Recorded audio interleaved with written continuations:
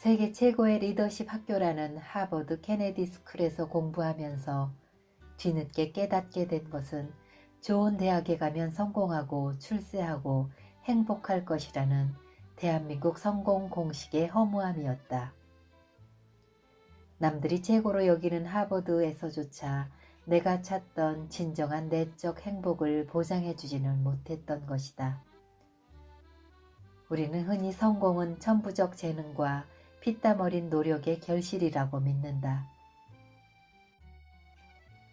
성공하고 행복해지려면 많은 고통과 어려움을 참고 견뎌야만 한다는 거짓 성공 신화들이 넘쳐난다. 하지만 세상을 잘 들여다보자. 뛰어난 재능이 있어도 성공하지 못하는 경우가 있고 최선의 노력을 쏟아부어도 결과가 실망스러운 경우도 많으며 고생만 하고 아무 대가도 얻지 못하는 경우도 허다하다. 성공과 행복에 대한 이런 오해와 편견은 개개인이 가진 잠재적 가능성을 최대한 활용해 행복하고 풍요로운 삶을 살아가는 데 오히려 방해가 된다. 성공에 이르는 조건이 천부적인 재능도 아니요, 끊임없는 노력도 아니요, 괴롭고 힘든 과정을 거쳐야 하는 것도 아니라면 도대체 어떤 것일까? 안녕하세요. 낭낭서가입니다. 오늘의 책은 문학동네 출판 김민기, 조우석 지음 행운 사용법입니다. 하버드 MPA와 듀크 MBA가 전하는 행복한 성공의 법칙. 당신이 모르는 무의식의 지혜가 인생을 좌우한다. 라는 부제가 붙은 행운 사용법. 오늘은 행운, 그들에게는 우연이 아니었다. 챕터를 낭독합니다. 네잎 클로버의 유래. 네잎 클로버에 관한 가장 오래된 이야기는 에덴 동산으로부터 전해져 온다. 아담과 하와가 금지된 선악과를 몰래 따먹다가 에덴 동산에서 쫓겨나던 날, 평소 하와와 친하게 지내던 한 꼬마 천사가 슬프고 안타까운 마음에 떠나는 하와의 손에 무엇인가를 살짝 쥐어주었는데 그것이 바로 클로버였다고 한다. 에덴 동산에 있던 클로버는 모두 잎이 4장이었는데 4장 잎은 각각 믿음, 희망, 사랑, 그리고 행운을 의미했다. 에덴 동산에서 쫓겨난 아담과 하와는 마음 착한 꼬마 천사가 건네준 네잎 클로버를 희망의 상징으로 삼아 힘겹고 어려운 고비가 올 때마다 네잎 클로버를 보며 다시 살아갈 힘과 용기를 얻었다고 한다. 어린 시절 누구나 한 번쯤은 행운의 네잎 클로버를 찾기 위해 풀밭을 뒤졌던 기억이 있을 것이다.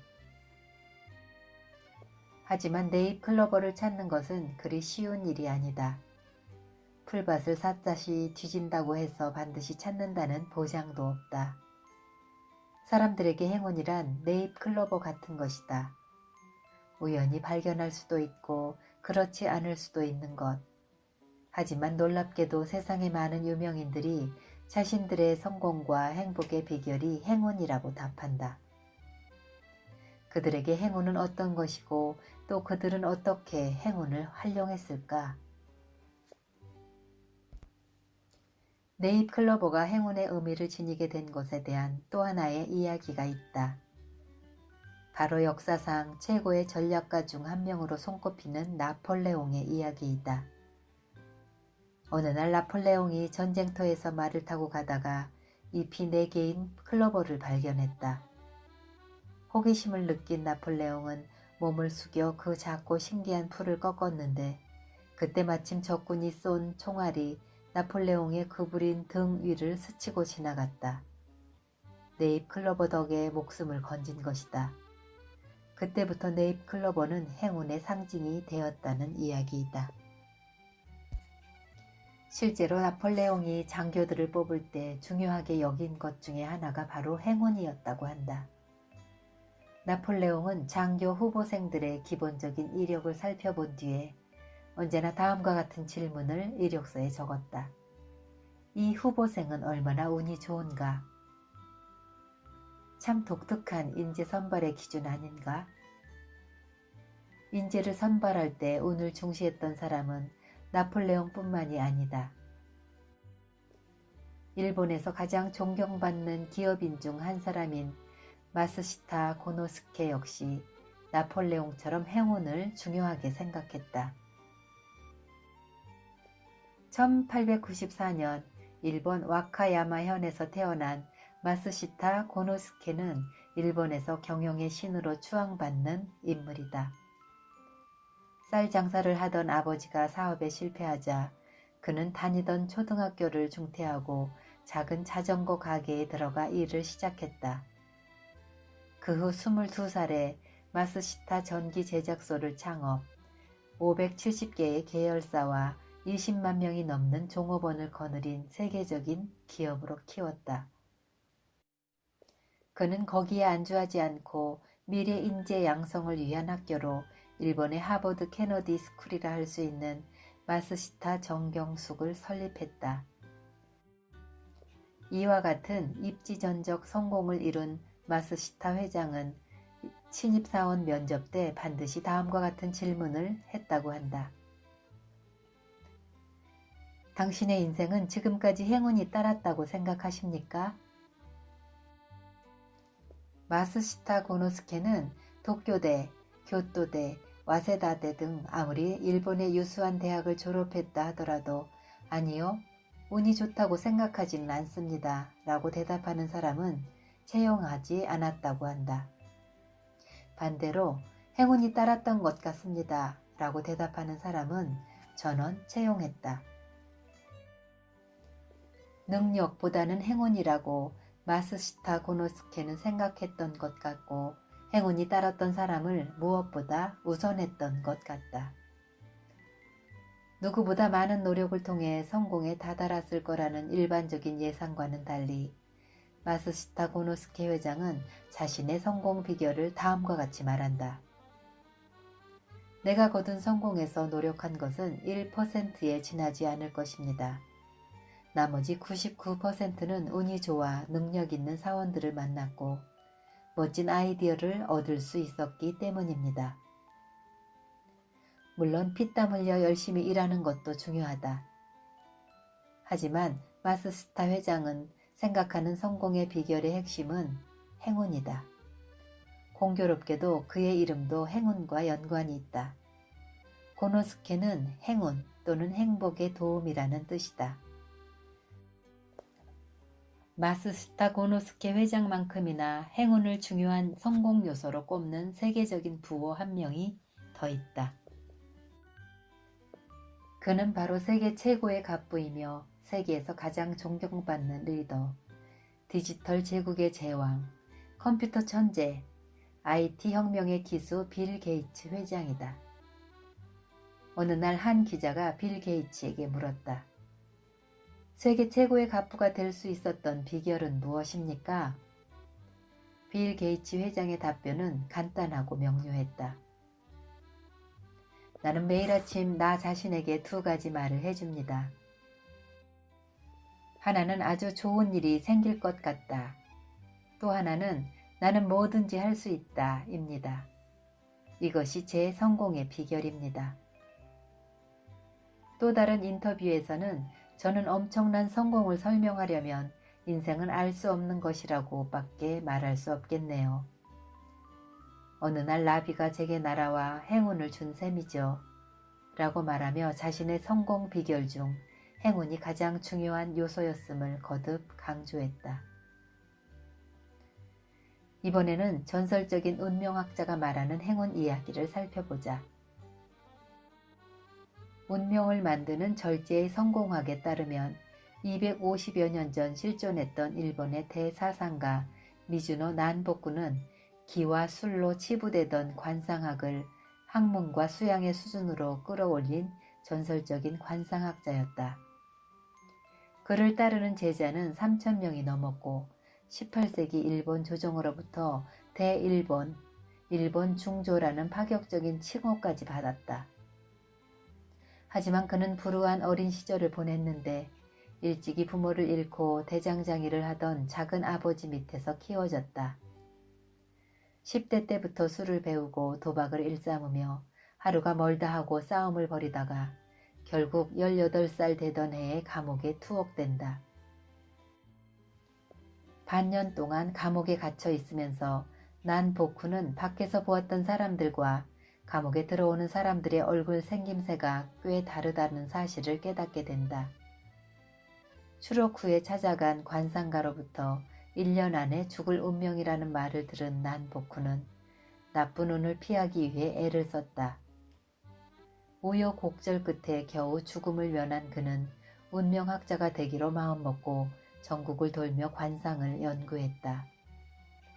먼저 3년간은 머리 만지는 사람의 제자로 일하며 면상과 두상을, 다음 3년은 목욕탕에서 일하며 벌거벗은 몸의 채상을, 다음 3년은 화장터 인부로 일하며 죽은 사람의 골격과 상을 연구했다. 그와 같은 깊은 연구를 더한 수행 후에 그는 기륭의 근본이 식사와 수행, 절제에 있음을 알았고 이후 관상학 분야의 최고 경지에 오르게 된다. 어느 날 미즈노 난보쿠에게 한 사람이 찾아와 다음과 같이 물었다고 한다. 저는 젊었을 때부터 운이 없어서 고생만 하고 살았습니다. 저에겐 언제 운이 따를까요? 이때 미즈노 난보쿠는 다음과 같이 답변했다. 당신뿐 아니라 세상에 많은 이들이 운이 없다고 하늘을 원망합니다. 그러나 운은 있고 없음과 좋고 나쁨의 경계가 없습니다. 사람의 운이라는 것은 우리 몸의 기운에 따라 달라집니다. 태양이 하늘을 순행하듯 몸에도 천지의 기운이 순행합니다. 이것을 바로 운이라고 합니다. 사람은 하늘의 뜻으로 그 신체가 생깁니다. 그래서 운이 명이 되는 것입니다. 귀천을 불문하고 사람은 다 천운을 받아서 삽니다. 운에 따라 명이 달라지기 때문에 천운이 다하면 명도 다합니다. 그러므로 사람이 살아있는 동안에는 항상 운은 자기 몸 안에 있는 것입니다. 운은 항상 몸에 깃들어 자연의 이치와 함께 돌아가므로 마음가짐과 몸가짐이 바르면 좋은 운이 되고 그렇지 않으면 나쁘게 됩니다. 먼저 마음가짐과 몸가짐을 제대로 하면 절대로 운이 나빠 고생하는 일은 없을 것입니다. 또한 다음과 같은 질문도 받았다고 한다. 선생님은 천하제일의 관상가라고 소문이 대단하십니다. 그런데 왜 음식 절제만 강조하시고 인생의 기륭에 대해서는 자세한 말씀이 없으십니까? 내가 왜 상을 보는 줄 아십니까? 상이란 스스로 몸을 다스리고 천하는 다스리는 대도이기 때문에 나 혼자 알아서는 안 되기 때문입니다. 그래서 많은 사람들을 모아 도를 가르치기 위해 상을 보고 기륭을 판단해 주는 것입니다. 근래에 와서는 사람들에게 도를 가르치기만 할 뿐 기륭은 말해주지 않습니다. 왜 그런 줄 아십니까? 도를 행하면 기륭은 의미가 없어지기 때문입니다. 도의 근본은 식이요. 식을 근본으로 하여 도가 시작되니 음식에 관한 말을 많이 할 수밖에 없습니다. 상은 있다가도 없고 없다가도 있는 것입니다. 기륭이란 처음부터 확정된 것이 아닙니다. 식을 절제하면 심신이 엄중해지므로 당연히 몸과 천하를 다스릴 수 있는 근본이 섭니다. 천지의 이치를 깨닫고 그것을 근본으로 하여 기륭을 판단해야 합니다. 이치를 모르는 보통 사람들도 음식을 절제함에 따라 그 법칙을 하나둘 깨닫는 것을 많이 보았습니다. 많은 사람들은 행운과 불운은 우리가 통제할 수 없다고 생각한다. 하지만 탁월한 운명학자 미즈노 난보쿠의 말에 따르면 행운은 사람이 하기에 따라 자신의 것으로 만들 수 있는 것이다. 뛰어난 금융 컨설턴트 혼다게는 20살에 미국을 여행하면서 유명한 부자들을 직접 인터뷰하고 그들의 성공 비밀을 배웠다. 그리고 그 비법을 기반으로 30대 초반에 백만장자가 될 수 있었다. 그가 찾은 행복한 부자의 비밀은 무엇일까? 이 또한 바로 행운이다. 혼다겐의 말에 따르면 행운에 관한 억만장자들의 공통된 생각은 다음 세 가지로 정리할 수 있다. 첫째, 행운은 스스로 끌어당길 수 있다. 둘째, 행운은 누구에게나 온다. 셋째, 행운은 타이밍이다. 정리해서 말하자면 사람들은 보통 행운이란 어느 날 갑자기 복권에 당첨되는 것처럼 운 좋은 사람에게 일어나는 요행이나 우발적인 사건으로 보는 반면 억만장자들은 행운을 노력을 통해 끌어들일 수 있는 것으로 본다는 의미이다. 억만장자는 자신에게 행운이 다가올 것을 믿고 때를 알아 삶에 다가오는 기회들을 적극적으로 대처한다면 행운을 끌어들일 수 있다고 믿는다. 이것이 억만장자들과 마음가짐이 평범한 사람들의 큰 차이점 중 하나라는 것이다. 그렇다면 이런 행운을 부르는 비결을 누구나 배울 수 있는 것일까? 영국 하트퍼드셔 대학교 심리학 교수이자 프로 마술사인 리처드 와이즈먼 박사는 거짓말, 속임수, 미신, 웃음, 사랑 등 주류 심리학계에서 다루지 않았던 독특한 주제를 연구하는 것으로 유명하다. 그의 호기심 중 하나는 바로 행운에 관한 것으로, 왜 어떤 사람들은 다른 사람들에 비해 더 많은 행운이 따를까? 어떻게 하면 불운한 사람들의 운을 좋아지게 할 수 있을까? 라는 의문을 가졌다. 그리고 이 질문에 해답을 찾기 위해 수백 명의 사람들과 8년 이상 다양한 실험을 했다. 와이즈먼 박사는 10대부터 80대까지 사업가, 학자, 노동자, 교사, 주부, 학생 등 다양한 직업을 가진 사람들을 선발했다. 그리고 와이즈먼 박사가 스스로 고안한 행운 원칙이 운이 좋은 집단과 운이 없는 집단 모두에게 효과가 있는지 검증하기 위해 스스로를 행운아로 여기는 집단과 스스로를 불운하다고 여기는 두 집단으로 나누었다. 두 집단의 실험 대상자들은 와이즈먼 박사가 고안해낸 행운의 원칙에 따라 한 달 동안 생활하면서 실험에 참여했다. 이 과정에서 행운에 영향을 미칠 것이라고 생각되는 요소인 성실성, 지능, 미신, 우연, 초자연적인 힘 등에 대한 여러 가지 실험을 동시에 진행했다. 이 실험 결과 두 집단 모두 행운 훈련을 통해 불운하거나 불행한 일에 대해서 빨리 잊었을 뿐 아니라 내면의 소리에 귀 기울이는 능력이 향상되었으며 다가온 행운을 빨리 알아보게 되었고 자신에게 행운이 올 것이라는 기대와 믿음을 갖게 되었다. 와이즈먼 박사는 행운을 학습했던 실험 참가자들 가운데 80%가 지금까지도 아주 행복하게 살고 있으며 자신의 삶에 더욱 큰 만족감을 갖게 되었다고 전했다. 그런데 이보다 중요한 것은 참가자들의 운이 실제로 좋아졌다는 사실이다. 원래 운이 좋았던 사람들은 더욱 운이 좋은 사람들이 되었고 불운했던 사람들도 운이 좋은 사람들이 되었다고 한다. 이런 실험 결과를 바탕으로 리처드 와이즈먼 박사는 다음과 같은 결론을 내렸다. 행운은 신비한 능력이나 하늘이 내린 우연한 선물이 아니다. 행운은 마음가짐과 사고방식과 태도에 따라 달라진다.